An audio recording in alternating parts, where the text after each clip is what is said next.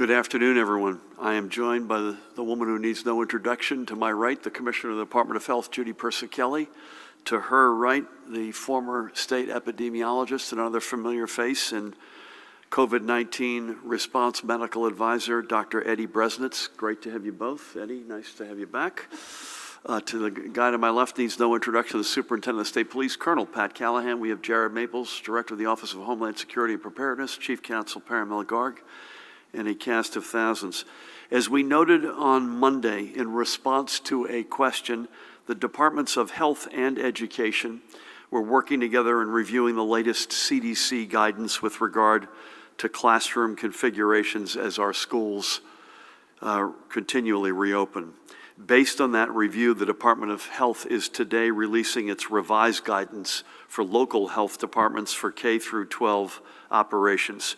Judy will give a much more detailed report on today's guidance, but I wanted to hit on a couple of the broader points. First, if masking and frequent hand washing can be maintained by students and educators and support staff in a classroom, then full-time in-person instruction can begin with the distance between students within that classroom reduced to 3 feet. This updated social distancing guidance applies to all elementary grade levels across all levels of community transmission risk. It also applies to middle and high school grades at low and moderate risk levels. In communities where the rate of transmission is listed by the department as high, 6 feet to the maximum extent practicable will remain the recommended standard social distance for middle and high schools. The guidance reiterates that for all schools, regardless of grade or risk factor, 6 feet of distance is critical in indoor common areas when masking is not an option, such as when students are eating and drinking in the school cafeteria. And as more and more of our educators receive their vaccinations, we must ensure that they continue to wear face masks and take other preventative measures, even once their vaccination schedule is complete. There are further recommendations and guidance that Judy will review in a few minutes. With this guidance being released, I reiterate what I said here last week. Now is the time for all of our schools to meaningfully move forward with a return to in-person instruction, whether it be full-time or through a hybrid schedule. The strong safety protocols to help prevent in-school spread that have been in place since August will remain in place. And that is because, overall, they have been quite successful. The number of cases linked to in-school spread since August 1st is 890. That is fewer than 0.2% of all the cases that we have recorded in what is now closing in on the past 8 full months. And this guidance comes as more of our district's charter and Renaissance schools and special needs schools continue to trend toward in-person instruction. You can see on the slide this morning, 143 schools or districts are currently open for all in-person instruction. That accounts for roughly 97,000 students. Another 534 are open for hybrid instruction, and these schools and districts add up to slightly more than 833,000 students.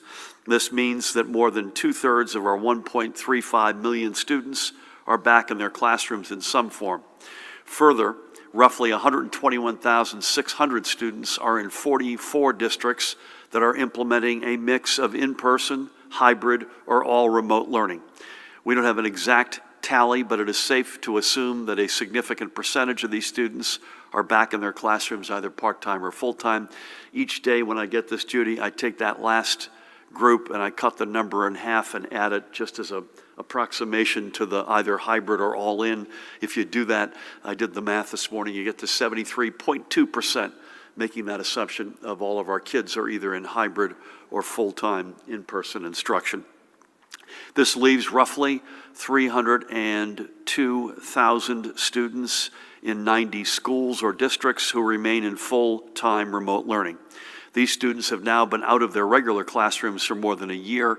We know there has been learning loss in these scenarios especially.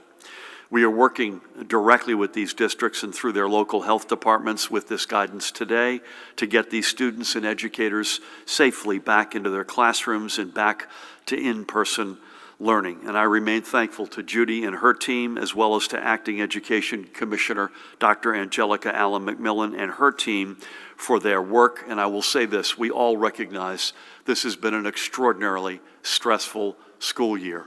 I mentioned learning loss, especially with the all-remote kids, but there's been learning loss up and down the state and across our country.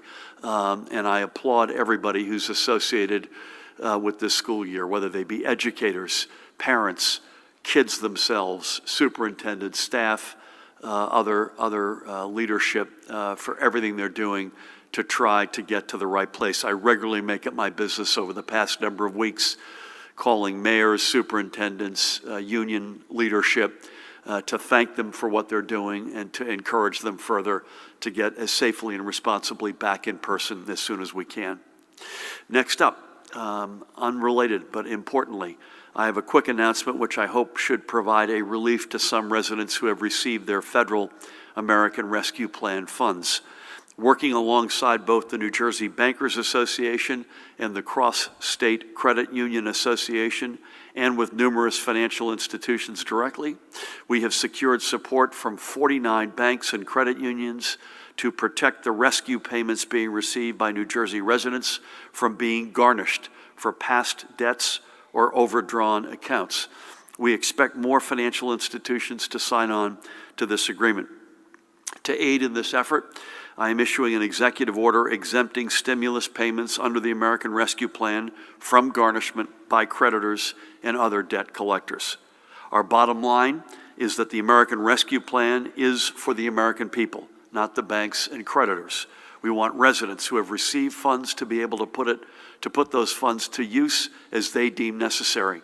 We don't think that's an out-of-line desire, and we are pleased that numerous banking institutions agree with us. And again, I want to extend my thanks as well to Marlene Caride and the Department of Banking and Insurance for their assistance in providing this extra measure of relief to our families. Now let's turn our attention to our latest numbers. We continue to move tens of thousands of shots into arms every day, and our dashboard, Judy, I'm showing as of this morning, 3,638,002 total doses administered into arms. And nearly 1.3 million individuals are now fully vaccinated because either they've received their second dose of Pfizer and Moderna or they have received their single dose from Johnson & Johnson. We can also report that our federal retail pharmacy partners, CVS, Rite Aid, and Walgreens, have vaccinated roughly 34,500 educators across 370 educator-specific clinics since March 5th. We know many others are being vaccinated at our mega sites and other points of distribution statewide, but I do want to give a shout out to our pharmacy partners. We know, folks, there is still a lot of pent-up demand for vaccines. We are hopeful that we're now entering into the last week before our supplies begin to grow significantly and that we can open up many more appointment slots. But make no mistake, we are making significant progress every day. We remain among the top states in terms of our distribution. And as I noted last week, we are the 11th most populous state. So we have been covering a lot more ground than some of the other states, which may be ahead of us in one category or another. As we move to the numbers of new cases in a second, we continue to see this stubborn plateauing, Judy, that we discussed on Monday and in fact last week. So let's turn to those numbers. So we're reporting 4,337 new cumulative either positive PCR or antigen rapid tests. The positivity for Saturday's 22,857 PCR tests was, guess what? It's a weekend, it's back up. And look at that, look at the graph. It is literally a sawtooth, Monday through Friday, sort of 6 to 8%, and then up to the low double digits on weekends, 12.49% in this case. But again, part of the reason is we think you're not getting tested on a weekend unless you've got a reason, but there's also a drop of roughly 50% in the number of tests that are recorded on weekends versus weekdays.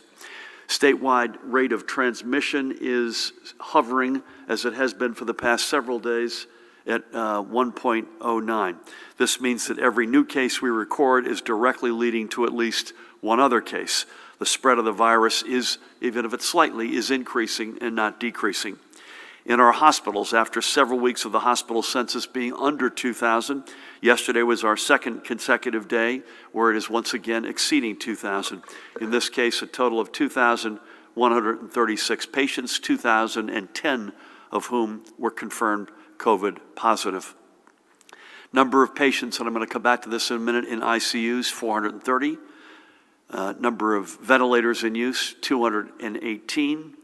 And throughout yesterday, 267 live patients were discharged from our hospitals, but another 312 patients were admitted. And as you can see, while not yet confirmed, 27 in-hospital deaths. Before we move on, Judy, we talked about this earlier. We said a few weeks ago, which I still think is the case, even though hospitalizations are up a couple of hundred over the past couple of weeks, there's a decoupling between cases and severe illnesses measured in the first instance by hospitalizations.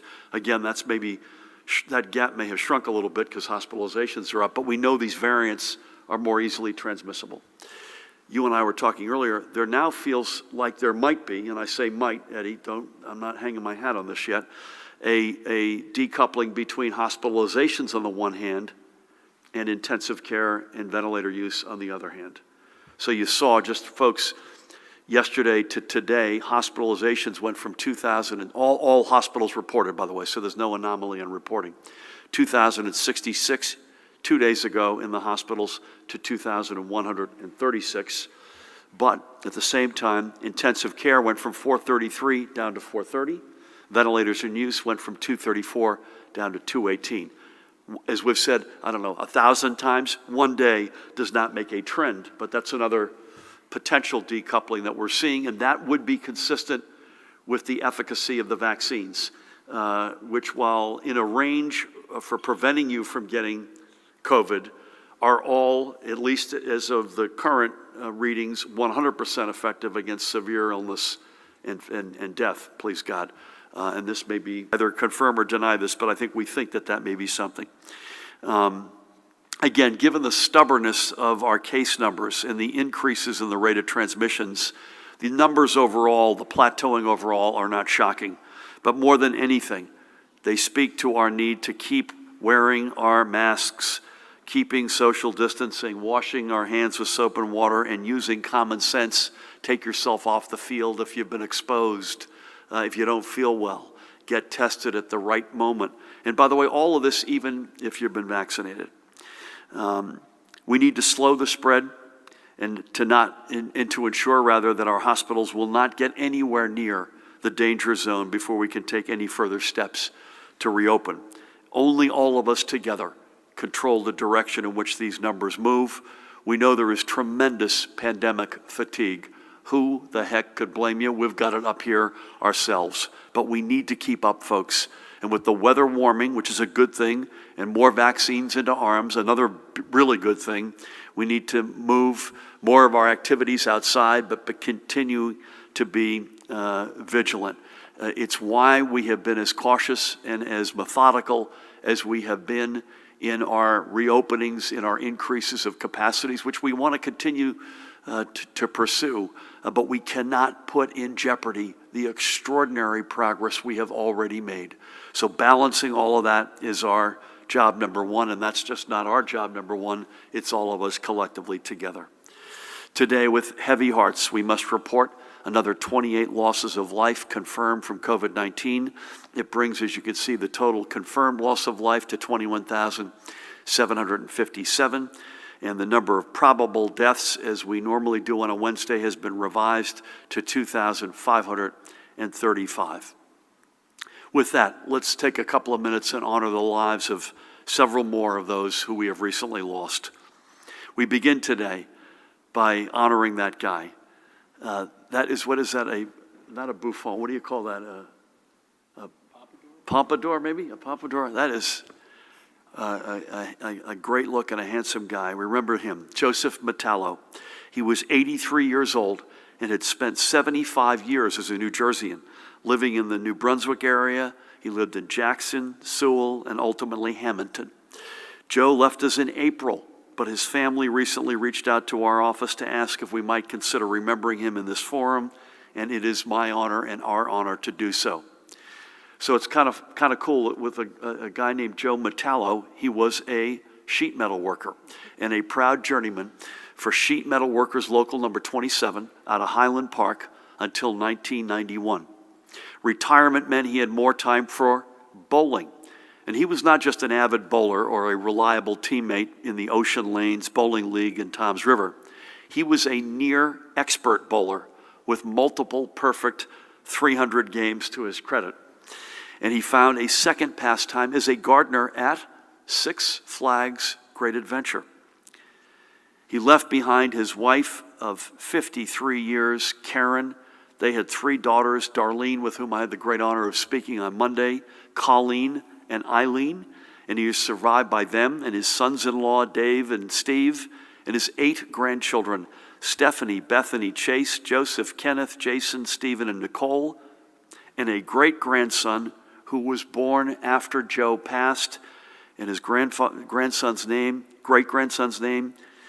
Levi Joseph Cohen Metallo, a namesake after his great-grandfather. Joe was also survived by his brothers Rocco and Nicholas. We hope that over the past 11 months since his passing, Joe's family's grief has at least turned somewhat to the appreciation of his extraordinary life and the tears given way to smiles of memories. May God continue to bless and watch over his memory and his extraordinary family. Next up, we recall one of the giants, I will say to our members of the media, one of the giants of our journalism community, Robert Comstock. Bob was 93 years old. He was born in New York City, but moved to Ridgewood at the age of 3 in 1930. At the age of 10, he got a job as a paperboy for the Ridgewood News in the journalism bug bit. He enlisted in the Navy after high school at the very end of World War II, and after serving our nation, he returned home and promptly enrolled at Rutgers University to pursue a degree in, you guessed it, journalism. Bob had a love of theater, appearing on a CBS radio competition where he got to perform and even share an onstage kiss with Barbara Stanwyck. Now, perhaps I'm with Judy and Eddie as the only people either in the room or watching this program who will have any memories of Barbara Stanwyck. She was one of my favorites, one of the great American movie actresses. He spent his summers working, Pat, I'm not sure, you may have as well. He spent his summers working the public relation lines for Summer Stock in Corning, New York, which further exposed him to many other entertainers. Bob made his newspaper career at the Bergen Record, becoming a mentor to many. He took a break from the paper to serve former Governor Brendan Byrne as his press director, but then returned as executive editor. He also helped educate a new generation of journalists as an associate professor at Rutgers University. Bob was a member of the New Jersey Public Broadcasting Authority, the New Jersey Committee for Humanities, and the Advisory Committee on Judicial Conduct of the New Jersey Supreme Court, among many other civic engagements. Bob is now reunited with his beloved wife, Barbara, who we lost in 2015, with whom he shared 59 years of marriage. He leaves behind their daughter, Kate, with whom I had the great honor of speaking on Monday, and son, Eric, and his grandsons, Alex, Ben, and Theo, and he's also survived by his sister, Margot. We honor Bob and his legendary career. We thank him for his service to our nation, and may God bless and watch over him. And last but not least, let's take a moment to also honor this guy, Pat. Former Bloomfield police officer Benedetto Benny Cristiano. And Benny was just 53 years old. Benny was a Bloomfield lifer, born and raised. In all, he served 28 years serving his neighbors and community and had only retired, are you ready for this, on December 1st, pardon me. A motorcycle enthusiast, as if I had to tell you that, Benny loved his own Harley Davidson, which he rode with the Hired Guns Motorcycle Club. He also rode for the Bloomfield Police, leading numerous funeral processions for those in the community who had passed. He had a heart of gold and was a loving and compassionate father and husband. He also shared that compassion as a regular volunteer for the Special Olympics. Benny leaves his wife, Julie, with whom I had the great honor of speaking on Monday, his daughter, Lindsay, with whom I had the great honor of speaking on Monday as well as with Lindsay's mom, Jackie. Keep Lindsay in mind on July 30th of this year, when she will turn 16, bless her.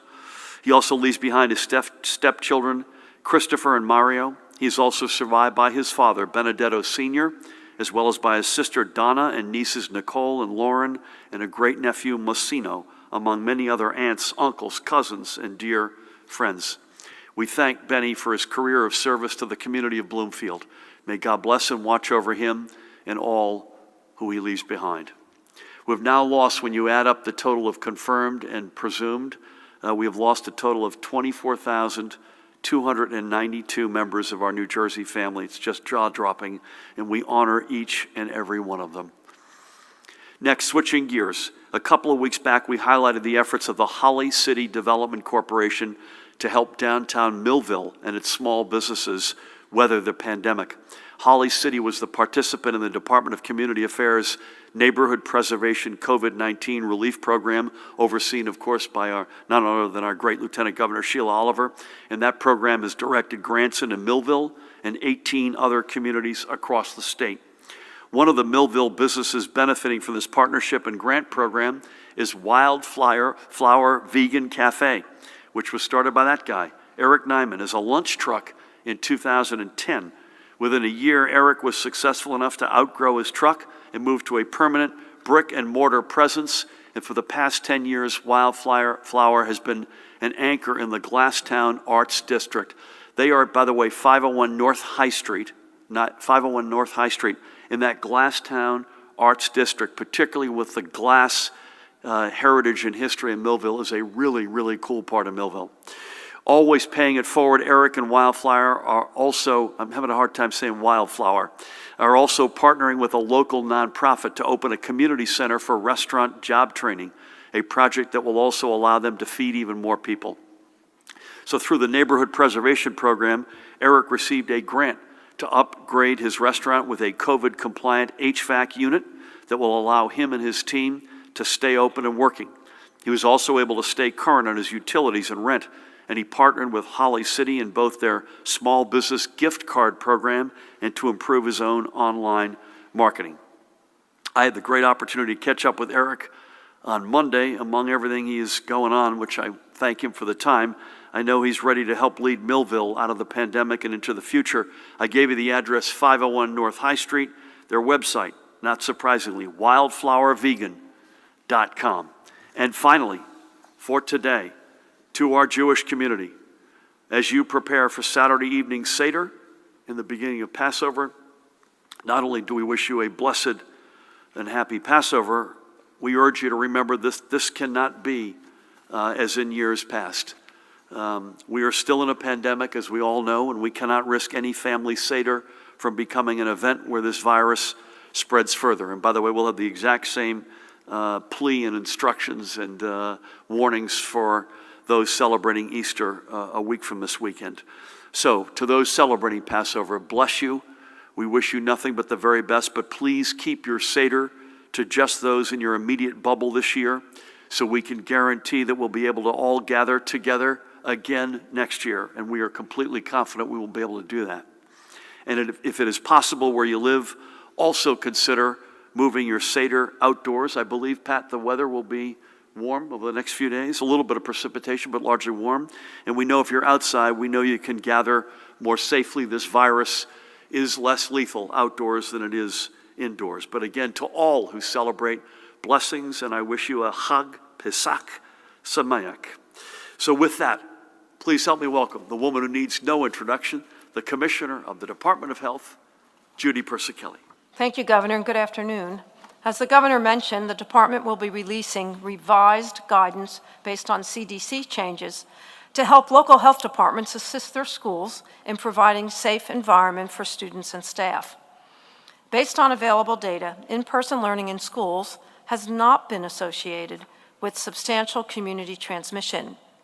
Though outbreaks do occur in school settings, multiple studies have shown that transmission within the school setting is typically lower than or at least similar to levels of community transmission when mitigation strategies are in place in the schools.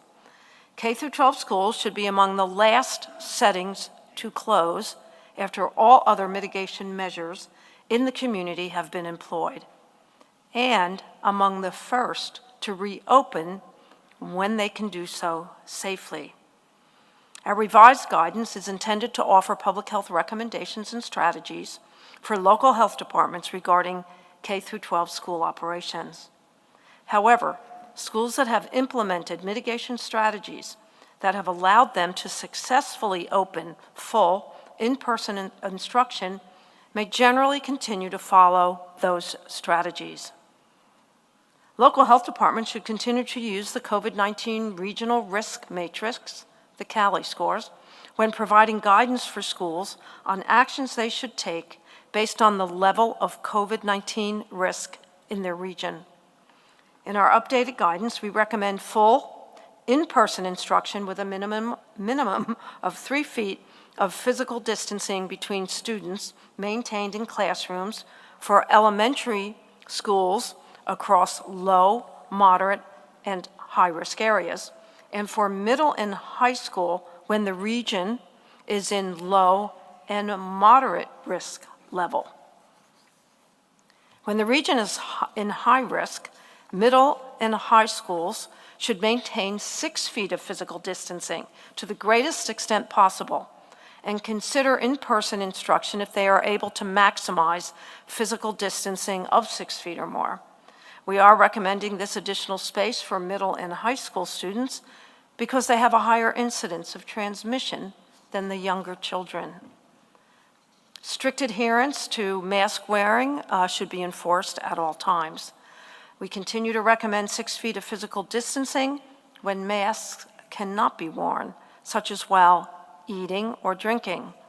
6 feet of physical distancing is particularly important between staff members in school buildings and between staff members and students, or in common areas such as school lobbies and auditoriums, and also during activities when increased exhalation occurs, such as singing, shouting, band practice, sports, or exercise, even if masks are worn. Students and staff are still required to stay home when sick. Students and staff, unless fully vaccinated and asymptomatic, should stay home if they have been in close contact with someone with COVID-19 within the past 14 days. If someone in their household is being tested for COVID-19 due to illness, they should also stay home until the test result is received, unless they are fully vaccinated and asymptomatic. Teachers and staff who have been fully vaccinated should continue to follow current guidance to protect themselves and others, including wearing a mask, staying at least 6 feet away from others while in the community, avoiding crowds, covering coughs and sneezes, and washing your hands often. To reduce risk of transmission in schools, it is recommended that schools work to improve airflow to the extent possible, to increase circulation of outdoor air by opening windows and doors when appropriate without posing any health, safety, or security risks, or using child-safe fans and exhaust fans, and also consider having activities such as classes or lunches outdoors when the circumstances allow. The recommendations provide information about the length of school exclusion, the role of testing, and steps to take to respond to suspected and known positive cases among students in schools and outbreaks identified in schools. Regional risk levels are just one tool that the local health departments and schools can use when assessing the COVID-19 risk. Local health departments have additional knowledge of COVID-19 in their jurisdictions that can inform local planning and response actions. The department has also recently updated its quarantine guidance. The department is following CDC recommendations that say individuals who have clinically recovered from COVID-19 in the past 3 months and those who are fully vaccinated do not need to quarantine after having close contact with someone with COVID-19, as long as they remain asymptomatic. However, there are exceptions for high-risk congregate care settings. The best practice continues to be a 14-day quarantine period, but a shortened period of 10 days without testing or 7 days with a negative test collected at 5 to 7 days is sufficient in some cases where risk of transmission is low or moderate. In the coming days and weeks, the faithful of New Jersey's religious communities will be celebrating various holidays. While under normal circumstances, these would be times to congregate for religious services and family gatherings, we continue to urge residents to abide by the limits set forth for indoor and outdoor gatherings, gathering size and religious service capacity to reduce the spread of the virus. As a reminder, the gathering limits are set at 25 individuals indoors and 50 individuals outdoors. Indoor gatherings for religious services must be limited to 50% of the room's capacity. And even with the gathering size limits, individuals should continue to wear masks and practice physical distancing. We ask that religious leaders notify their congregations of any live-streamed or televised services that may be available and provide them with suggestions on how they can create meaningful celebrations at home without gathering with large groups. We also ask for their assistance, encouraging their members and congregations to remain vigilant with mitigation efforts such as social distancing, masking, getting tested if necessary, and cooperating then with contact tracers. So moving on to my daily report, as the governor shared, our hospitals reported a slight uptick, 2,316 hospitalizations of COVID-19 positive patients and persons under investigation, with 430 individuals in critical care, and 51% of those in critical care are on ventilators. Thankfully, there are no new reports of multisystem inflammatory syndrome in children. There are 110 cumulative cases in our state. We are currently reporting a total of 415 reports of CDC variants of concern. At our state veterans' homes, there are no new cases among residents at the homes, and at our state psychiatric hospitals, there are no new cases among patients. The daily percent positivity as of Saturday, March 20th, as reported in New Jersey, is 12.49. The northern part of the state reports 12.47, central part of the state 13.56, and the southern part of the state 10.72. So that concludes my daily report. I do want to mention that this week is National Poison Prevention Week, and I want to acknowledge the excellent work of New Jersey's Poison Control Center to raise the awareness of poison prevention and reduce unnecessary emergency room visits by offering callers access to free, confidential, and medical advice. On top of their daily work throughout the COVID-19 response, they have helped and spoken to nearly 100,000 callers to answer their health questions. So stay safe, continue to mask up, socially distance, stay home when you're sick, get tested, and remember, for each of us, for all of us, please take the call. Thank you. Judy, thank you for everything. Thanks for the whole report, especially the depth of information about school guidance. But your last point on poison, it's a good reminder that life marches on. Challenges remain among us. I had a call with some friends yesterday, and just ticking through a bunch of outstanding items: lead paint, lead service lines, to pick an example. It's not like because of COVID, all these other challenges that as a society or as a state that we face have gone away. So it's a great reminder that, both good news and bad news, right? So there's so much to be thankful for and proud of, and at the same time, the challenges that we had 13 months ago, they've not all miraculously gone away. So thank you for pointing that out. Pat, as I mentioned earlier, the weather's decent, a little bit of precipitation, but warmer, which allows us to get outside. Remember, folks, in a restaurant, there's no limit on capacity outside. There are social distancing requirements between tables, but the capacity limits are indoors, not outdoors. So the extent to which folks can get outside, whether it's celebrating a religious holiday or celebrating something or having dinner or whatever it might be. Would love to get a sense, Pat, of non-weather stuff, compliance, et cetera. Great to have you. Thank you, Governor. Good afternoon. Since we last met, there was just one executive order violation reported to the Rock. Elizabeth Police Department responded to the XL Nightlife Club, which had a large disorderly crowd there, and were found in violation of the executive order.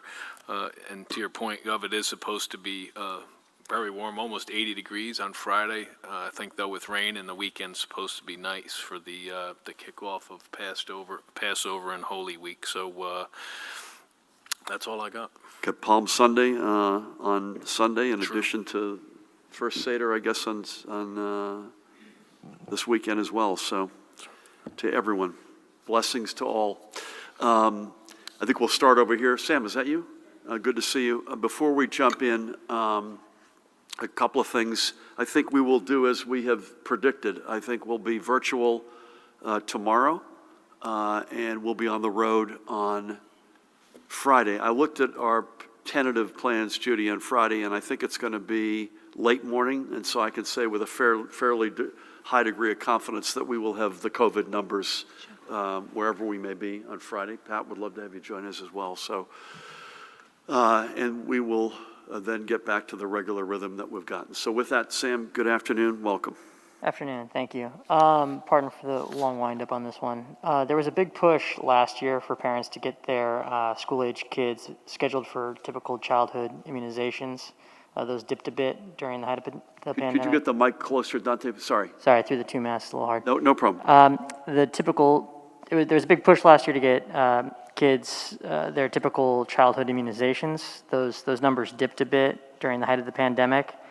I'm wondering if those numbers have recovered at all, and with there being such a big push to get kids back in the schools, and with vaccine skepticism increasingly pervasive, if you think it might be time for the legislature to revisit eliminating the religious exemption.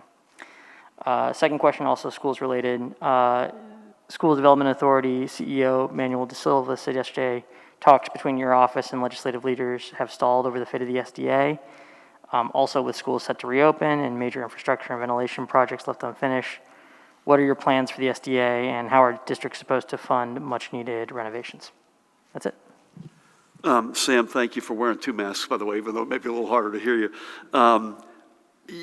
This is a great example of what Judy and I were just talking about on the immunizations. I mean, this is a case where life marches on, and having said that, I've got no comment on the question on eliminating religious exemptions. I've got no further thinking on that. But Judy, any color on, actually, let me hit the SDA and we'll come back. Any color on immunizations overall and the impact that it may or may not have on getting back into classrooms?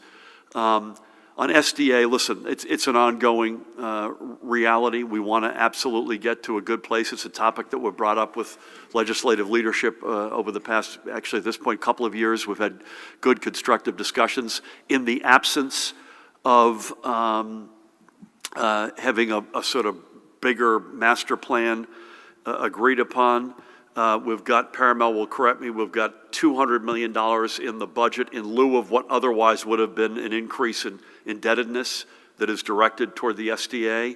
And I think we've got $75 or $80 million in the budget as well for emergency repairs, that otherwise would have been bonded, but money that we can, assuming the budget is approved, can go right to the point of attack. So we're not sitting around on our hands on that front, awaiting a sort of broader multi-year solution, which we are committed to getting to with legislative leadership. Judy, any comment on immunizations as a general matter, or Eddie? Yeah, the 2021 immunization data is not available yet. I'm trying to find out when it will be for you, Sam, but I don't have it quite yet. Can we come back to you? Yeah. Mahan, will you keep that in mind? Let's hit Matt next. Sam, it was good to see you. Matt, good afternoon. Good afternoon. Will parents have an option to do virtual learning in September if they want that for their child or children, even if schools are ordered to do in-person education? As we're sitting here now, no. Okay, thank you. We want to be, I want to be unequivocal about this. We are expecting Monday through Friday in person, every school, every district. Obviously, if the world goes sideways, we have to revisit that, but as of this sitting, the answer is no. Great. A few on vaccines. How do you respond to Newark Mayor's statement yesterday that he wants to make vaccines available to all adults now, since the inoculation rate is so low in urban minority communities? Can you provide the number of vaccine doses you expect to receive over the next 4 weeks and detail how much of a role J&J will play in that? And can you clarify your comments just earlier now? You said that, I think you said that the goal was to have 4.7 million first doses in arms by May, as opposed to 4.7 million people fully vaccinated by May. Have you shifted? Is it now just getting that first shot in the arm? And lastly, from Karen Yee, how are vaccines distributed to each site? Is there a specific formula? If so, is that something that you could share, or is it more subjective? And if that's the case, could you explain how the process works and who's involved? Yeah. I was just on, Judy, you'll be happy to know, Joe D. and I were just back and forth. Essex County's done an extraordinary job. Judy can give you a little bit of color on that. If I implied 4.7 first doses only, that was not my intention. Our objective continues to be 70% of the adult population fully vaccinated. Either I may have meant it in a J&J context, in which case it is only one shot, and that's as soon as we can.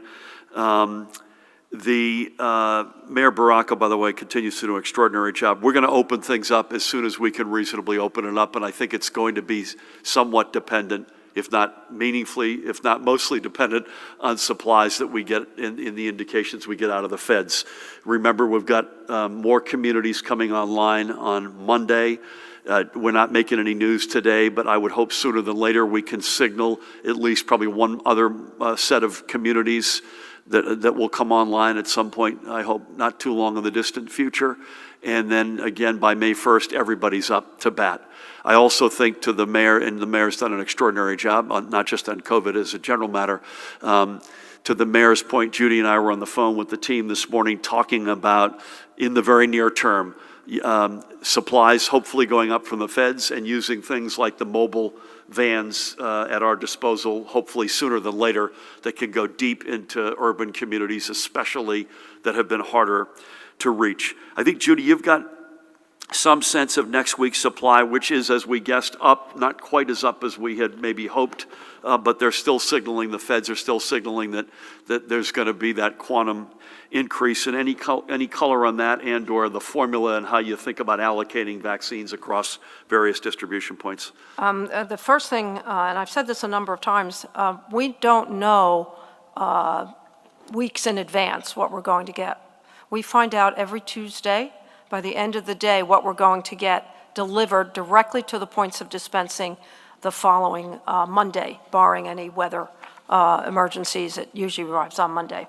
So, for example, this week, the week of 3/21, our total allocation was 416,660. Of that, the total Pfizer was 231,660. They were both prime and booster doses. Prime doses, 120,510. So of Pfizer in New Jersey this week, 120,510 individuals will start their vaccine journey. 111,150 individuals receiving Pfizer will get their second dose. Moderna has not changed over the last couple of weeks. Total is 174,800. Prime doses, 87,400. So 87,400 individuals will start their Moderna vaccine journey this week. And booster, 87,400. This week, and it was a surprise to us, we did get some J&J. We were not expecting it. We got 10,200 doses of J&J. A pleasant surprise. A pleasant surprise. Given all the surprises. Now, next week, we had another surprise. We are getting 494,430 doses. 267,930 of Pfizer. Prime doses, 148,590. Booster doses, 119,340. Moderna, stayed the same, 174,800, of which it was split between 87,400 prime and 87,400 booster.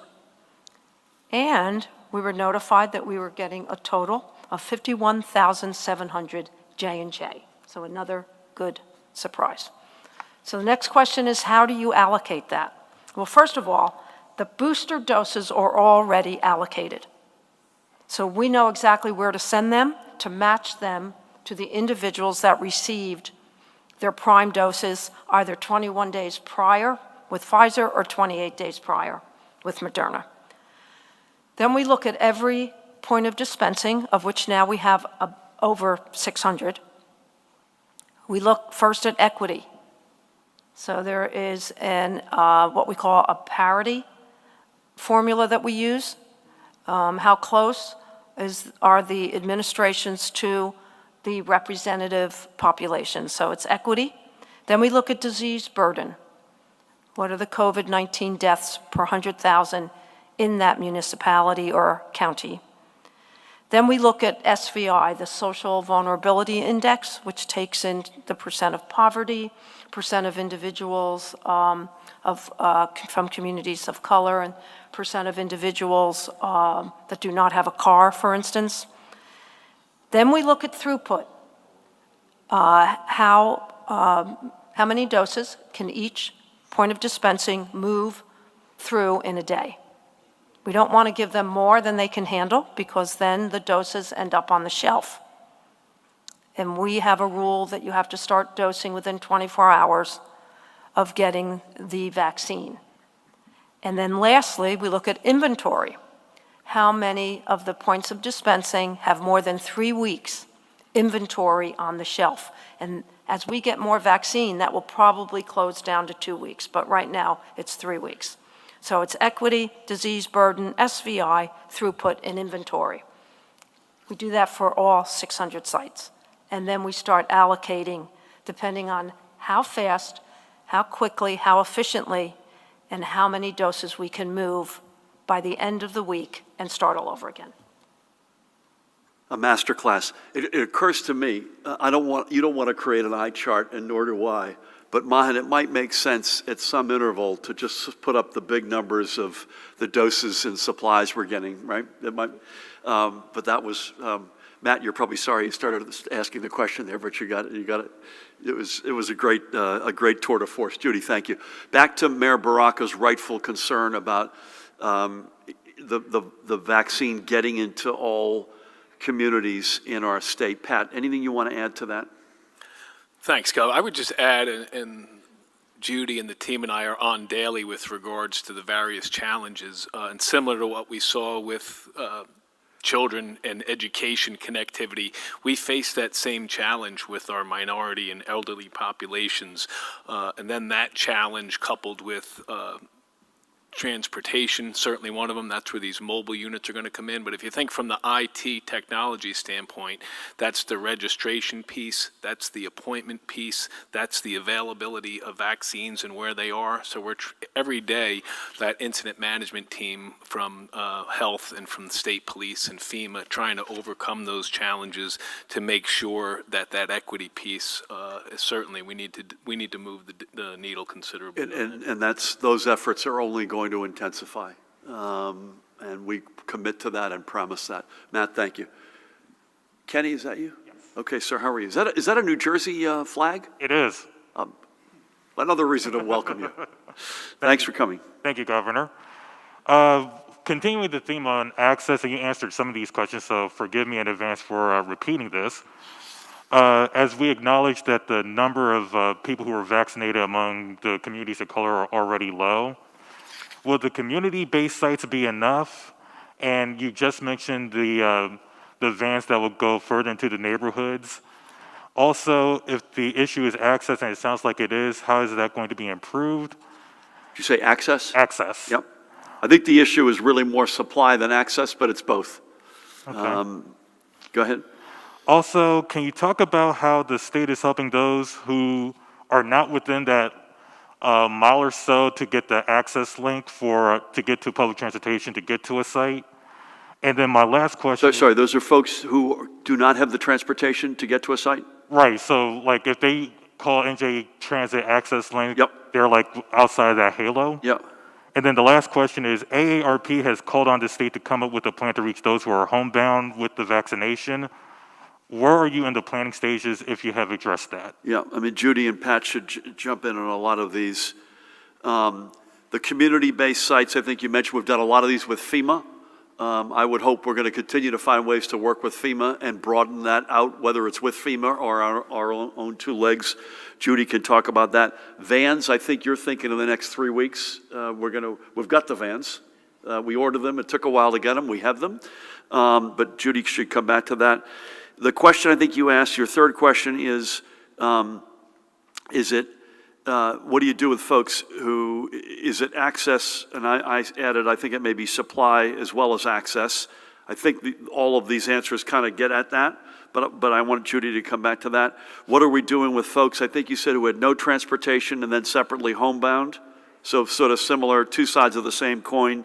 And again, that's begun to some extent. Remember the J&J vaccine, one shot, regular refrigeration, don't have to cold chain storage. In the latter and in the former, don't have to keep track and record of when you have to come back for your second dose, allows us a lot more flexibility to take the vaccine to the community. And again, we're still, while the J&J numbers this week and next are better than we thought, I'm going to just ballpark this, Judy. I'll bet you we've gotten 150 to 200,000 doses in total of J&J since the beginning, something like that. We've gotten 3 to 4 million Moderna Pfizer doses. So we need all supplies to go up, but the J&J piece of this, especially in terms of our ability to get the vaccine to people. Judy, on any of the above, do you want to weigh in? Sure. Let me start with the vans. We call them the triplets. We have 3 vans. They got delivered last week. We are working on getting them licensed because the vans have to be licensed under a healthcare facility to be able to give the vaccinations. We are going to put a van out for testing because you don't need to be licensed to do testing through the van, just to get one of the vans on the road and see how it works. Our goal is to go deep into communities, park the van, hopefully with J&J doses, be able to vaccinate individuals. Our goal overall in the state is that everyone will be within a 15-minute walk or a 20 to 30-minute drive to a vaccine site. So there should be no reason why someone cannot get access to a registered vaccine site. Accordingly, we've learned through our pop-ups that our percentages of individuals from communities of color increase exponentially when we're in a community center, when we're in a church. So FEMA has helped us with that.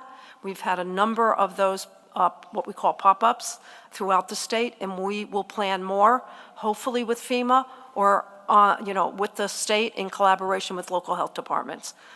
That is the best way to get deep into communities who otherwise have a digital divide, cannot register, have some disabilities that cannot bring them to a larger site.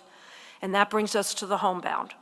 We are working with the Department of Human Services to identify as many homebound individuals as possible, and our local health departments who are authorized to go into homes, along with VNAs and community health agencies.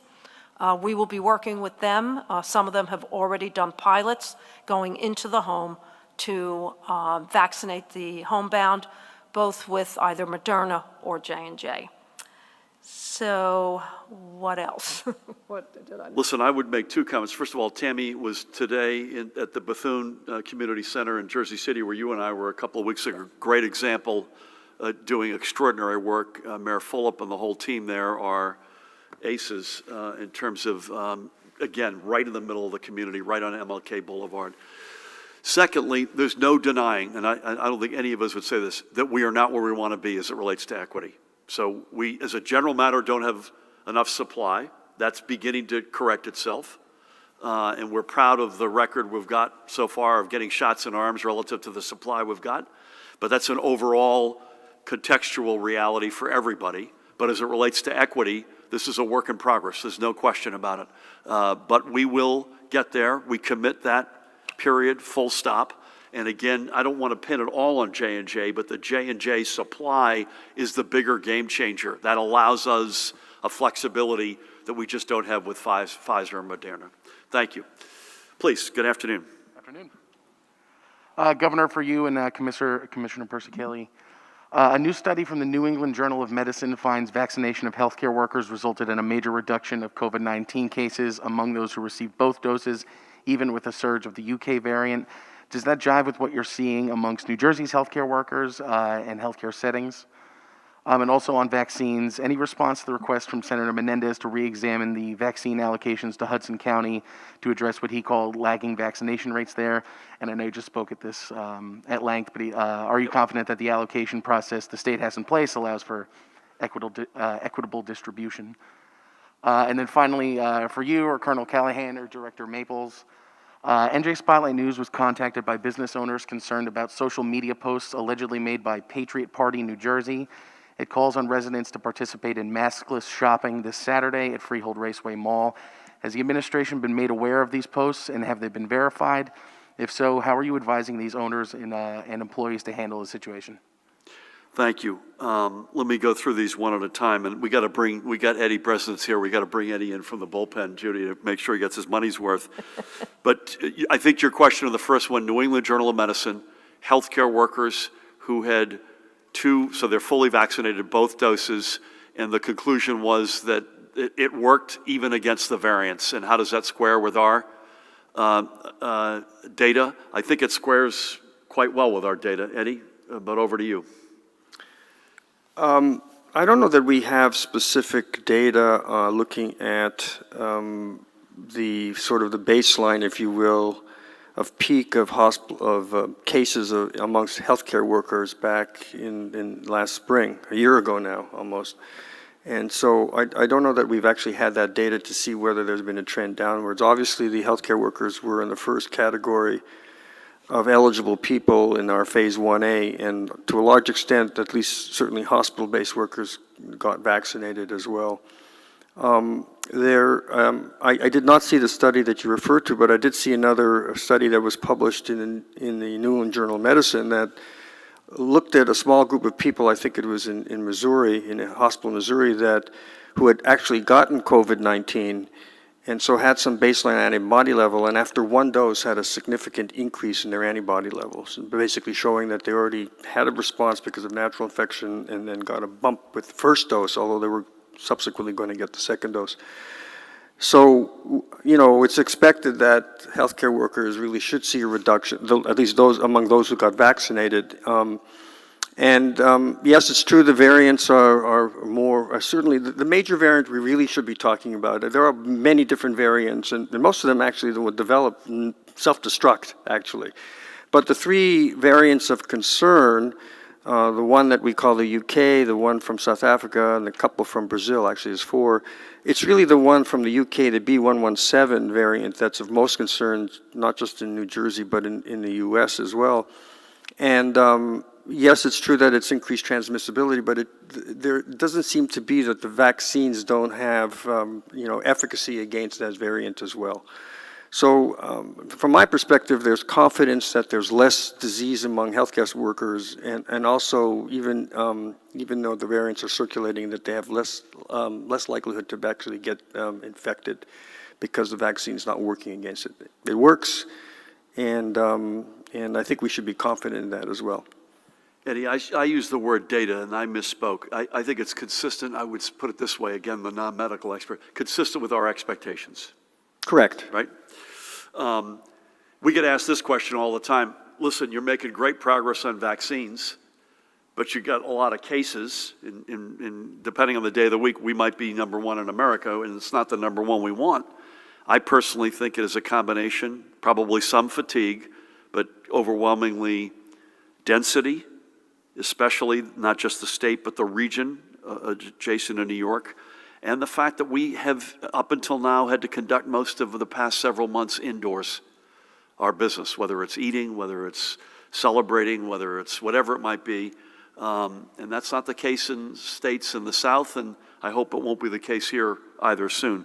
Let me just give Senator Menendez a huge shout out at many levels, including the American Rescue Plan as it relates to the Senate side of this. I don't think we would have gotten it if it weren't for Bob Menendez, period. Secondly, I take his letter very seriously, and it is consistent with the conversations that we had with Matt and with Kenny, that we have a ways to go. And I think Hudson and Essex County, I believe this is correct, are both the number 1 and 2 densest counties in America and the number 1 and 2 most diverse counties in America. So we take that letter very seriously, and it is not inconsistent with our sense, and it's certainly another reason why, as I said, we're not telling you we might. We will get to all corners, especially the hard-to-reach elements of our urban communities over the next period of time. Not only are we aware of this ridiculous flyer that's gone around about maskless shopping, but I am personally aware of it and extremely unhappy about it. Having said that, I'll turn to the experts on my left, Pat, and then I'd like Jared Maples to come in briefly on the heels of Pat. Thank you, Governor. Yes, to the governor's point, we are aware of it. Our Regional Operations Intelligence Center staff, in collaboration with Director Maples' shop, County Prosecutor's Office, local law enforcement, aware of it. We have not formulated it yet, but if we did, guidance would probably be two-pronged. It would go not only out to law enforcement, but to store owners. And our early initial overview was in a time when businesses have been struggling to put them in a position that they may have to close their doors seemed hard to fathom for us, but I'll... And also, they're not law enforcement, and to put them in a position, the overwhelming amount of whom have been doing, Pat, the right thing for day in and day out now for 13 months, and make them be the guy or gal at the door that has to say to some knucklehead who's trying to make a political statement that actually you can't come in, therefore you lose the business, and or you get into a confrontation. That's the last thing we need right now. Jared, having said that, I feel like Khrushchev pounding the table with my shoe here, so over to you. To reemphasize, we completely agree. Something else that Colonel. very few of us will remember, Dave. Yeah. And the state police and OHSP were in lockstep, as we always are with these issues. Two quick points to emphasize. One is this really does show the importance of reporting through the system, whether it be your local police department or through our See Something, Say Something campaign, so I'd want to emphasize that. And then also our direct connectivity with critical infrastructure partners like malls, like the stores. We maintain an almost daily contact with all of them, so yes, we are in constant coordination and communication with law enforcement and the private sector. Thank you for both of those. We'll come down to Dave here if we can. I know our time is running short, but we can't cut you guys off. We got 2 more folks to get to. Thank you. This is sort of a follow-up to Matt's question. He did steal my question again regarding the vaccine supplies, so I will be asking for a formal investigation by the State Attorney General's office. That being said, Governor... You guys have to take that outside, please. You have, in the last couple of weeks, talked about, this quantum leap of vaccine supply. Would you say that next week, when we're expecting nearly 500,000 doses, this is the beginning of the quantum leap? And with regard to the Pfizer vaccine, a couple of weeks ago there was discussion about it does not necessarily need to be kept at ultra-cold storage temperatures. Could you, perhaps Commissioner or Dr. Eddy, talk about what are the megasites doing in terms of when they receive either Pfizer or Moderna supply? How are they keeping it cold? Is it just dry ice? Do they have super cold freezers there? And how long do they keep the vaccine? And then finally, you guys mentioned the hospitalizations are up slightly while the ICUs and the ventilators are down a bit, and this may reflect that we have more vaccinations going on, people are protected from severe illness. But if you're so sick that you go to the hospital, isn't that severe illness?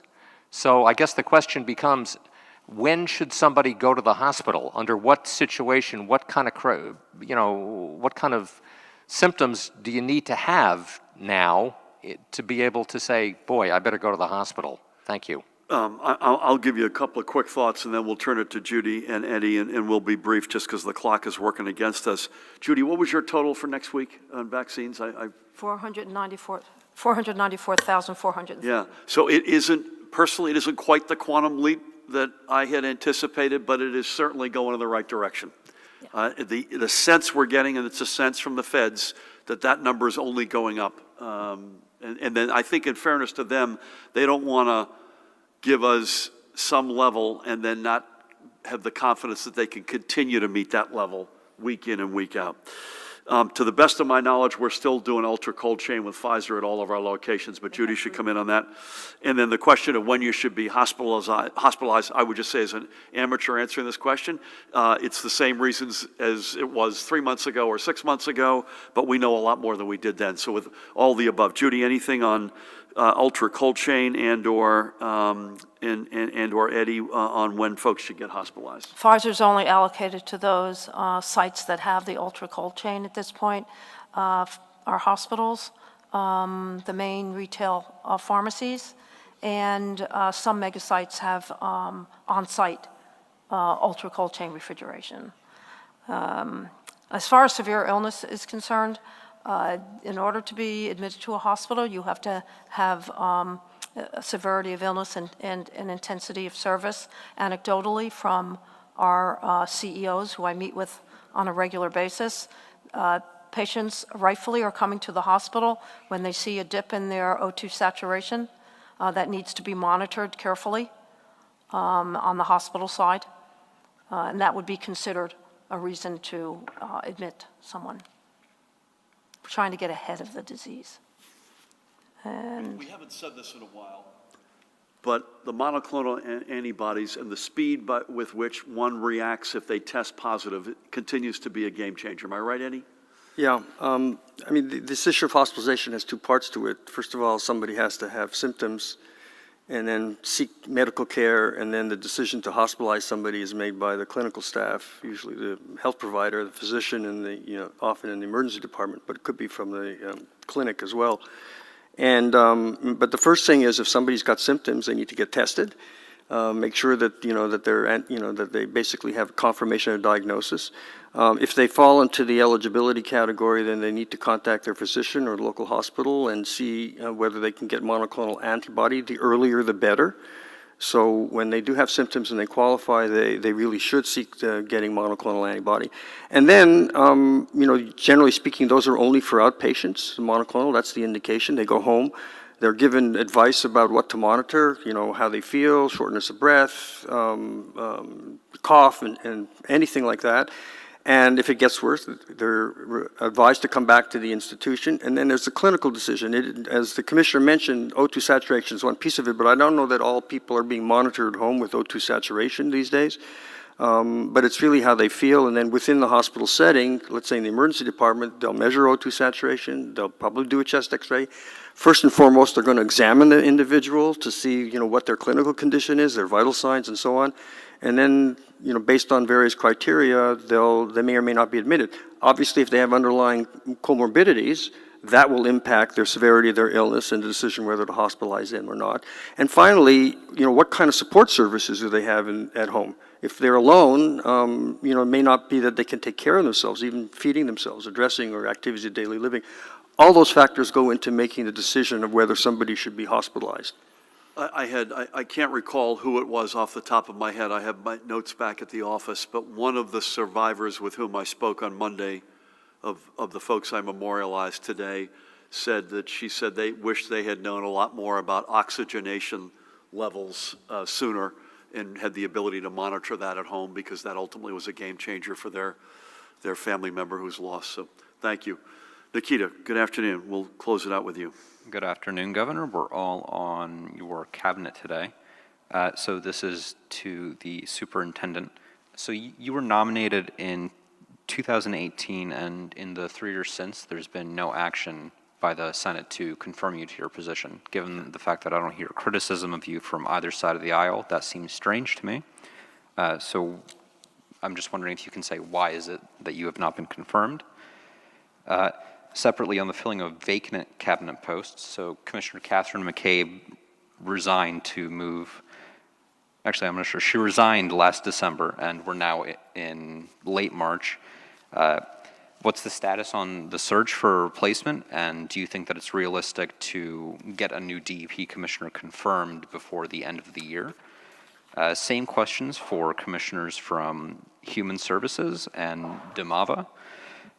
And I'm wondering how far you are to nominating permanent commissioners there, and whether there's a reason you haven't nominated acting commissioners Sean LaTourette or Sarah Adelman.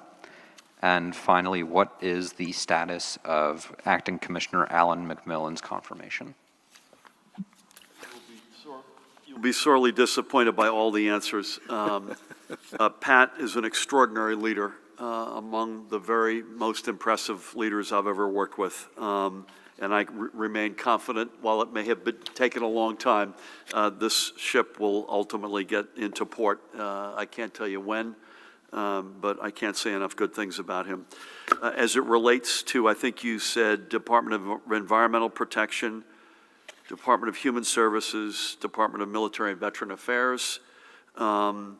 We have, at the moment, very good and able leadership in each of those organizations.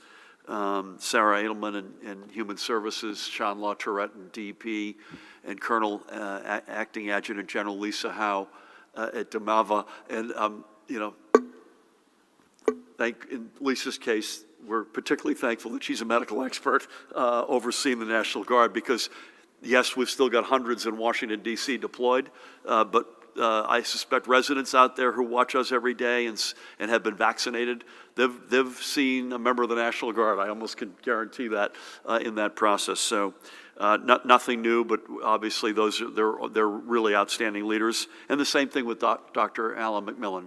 She's doing a terrific job.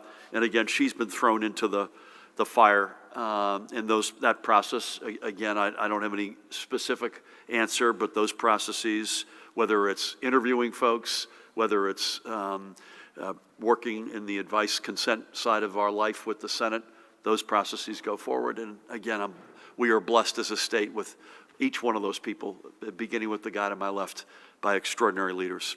With that, thank you all. As always, I'm going to mask up. I got a couple with me as well, Sam, today. And I will say it does make it harder to be heard. So I'll be brief. Judy and Eddie, thank you, as always. Great to have you both. Pat, as always. Jared, Paramel, Mahan, the rest of the team. A couple of quickies and I will be brief. Folks, keep doing what you're doing. You've been extraordinary, whether that's the millions of you or whether it's proprietors or everybody in between. One of the people I'm going to memorialize on Monday, I spoke to his granddaughter today, and he passed at St. Joe's, and guess what I said, what line of business are you in? She's a nurse at St. Joe's. So we don't say this often enough, to the healthcare workers, to the members of law enforcement, to the frontline essential workers, educate, whoever you are, our hat is off to you. Please be particularly careful as you celebrate the couple of big religious holidays coming up. We've got Passover beginning this weekend. We have Holy Week and then Easter a week from Sunday. And we've got Ramadan only in a few weeks coming up, 1, 2, 3. So would ask you, please celebrate those holidays responsibly, and if you can, preferably out of doors. Again, we'll be on the road on Friday, and we'll be, I believe, at a time where we'll have COVID data with us, and otherwise we'll be virtual tomorrow over the weekend, and we'll see you back here at 1 o'clock on Monday. Thank you all. God bless.